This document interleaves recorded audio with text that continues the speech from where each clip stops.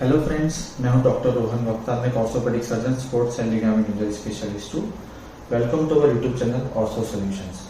आज के इस वीडियो में हम बहुत ही इम्पोर्टेंट टॉपिक के बारे में बात करेंगे, शीन स्प्लिंट्स। तो शीन स्प्लिंट्स क्या होता है? हमारी जो घुटने के नीचे की जो हड्डी है, घुटने और एड़ी के बीच में जो हड्डी होती है, जो टिबिया बोन से बनती है, उसमें जो आगे की सरफेस है, अगर आप अपने पाँव में छू के देखें तो चमड़ी के डायरेक्टली नीचे हड्डियां आती हैं, जिसको शीन बोन कहा जाता है। शीन स्प्लिंट्स में वहाँ की हड्डी में काफी इन्फ्लामेशन हो जाता है, अंदरूनी सूजन आ जाती है, वहाँ के मसल्स, वहाँ के टेंडन्स, लिगामेंट, सॉफ्ट टिश्यू और हड्डी सभी में काफी सूजन रहती है, जिसको शीन स्प्लिंट्स कहा जाता है। शीन स्प्लिंट्स किन लोगों को होता है? तो ज्यादातर केस में जो लोग ओवर एक्सर्शन यानी बहुत लोड वाली एक्टिविटी करते हैं, जैसे कि लॉन्ग डिस्टेंस रनिंग करना, ज़्यादा लंबे टाइम तक खड़े रहना, बहुत लंबे टाइम तक सीढ़ी चढ़ उतर करना, ज़मीन में बैठ के खड़े होने की एक्टिविटी करना, हार्ड सरफेस में लॉन्ग डिस्टेंस वॉकिंग करने से, जैसे कि जो लोग मिलिट्री में होते हैं, स्पोर्ट्स खेलते हैं, या फिर कोई किसान होता है जो खेत में लंबे टाइम तक काम करते हैं, ऐसे केस में उनको शीन स्प्लिंट्स की तकलीफ होती है। शीन स्प्लिंट्स में मरीज को काम करने के टाइम पे, दौड़ने के टाइम पे, चलने के टाइम पे काफी दर्द और सूजन आ जाती है और रेस्ट करने पे वो कम हो जाती है। तो शीन स्प्लिंट्स के सिम्टम्स क्या है?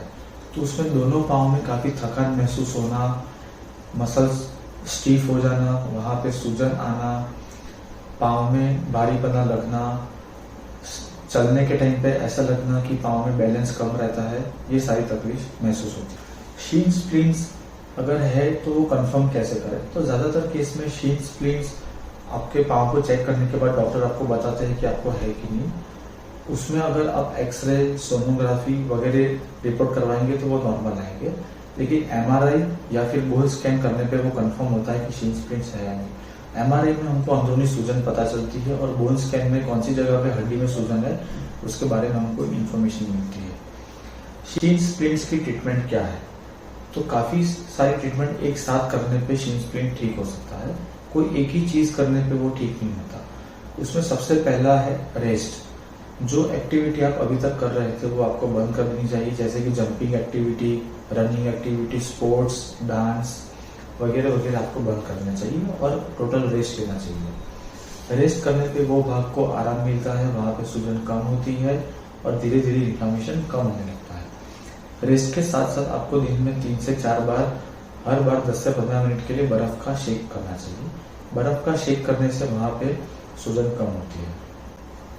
साथ साथ में कंप्रेशन बैंडेज यानी कि जो गर्म पट्टा होता है वो लगाने से, कंप्रेशन लगाने से भी मसल्स को आराम मिलता है और अंदरूनी सूजन कम होती है। इसको हम राइस थेरापी कहते हैं। राइस थेरापी यानी कि रेस्ट, आइस, कंप्रेशन और एलिवेशन।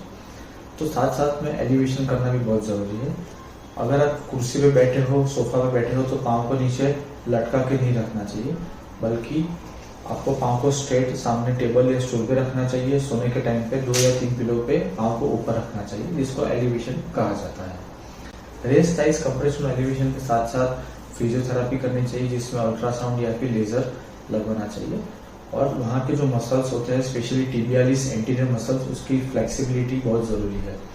उसका स्ट्रेचिंग और फ्लेक्सिबिलिटी करने से शीन स्प्लिंट्स लॉन्ग टर्म के लिए हम ठीक कर सकते हैं। साथ साथ में कुछ सप्लीमेंट जैसे कि vitamin D3, vitamin B12, calcium और कैल्शियम सप्लीमेंट्स जो हड्डियां मजबूत करने में हेल्प करती है, वो आपको लेने चाहिए। अगली बार जब आप रनिंग, जंपिंग, डांस वगैरह करना चाहो तो आपके अच्छी क्वालिटी की फुटवेयर होना बहुत जरूरी है। शीन स्प्लिंट्स को प्रिवेंट करने के लिए अच्छी क्वालिटी के फुटवेयर और उसके सोल सॉफ्ट होना बहुत जरूरी है। अगर आपके सोल बहुत हार्ड है या फिर आप बहुत हार्ड सरफेस पे रनिंग करते हो तो जड़ खाने से आपको शीन स्प्लिंट्स हो सकता है। तो अच्छी क्वालिटी की फुटवेयर होना बहुत जरूरी है।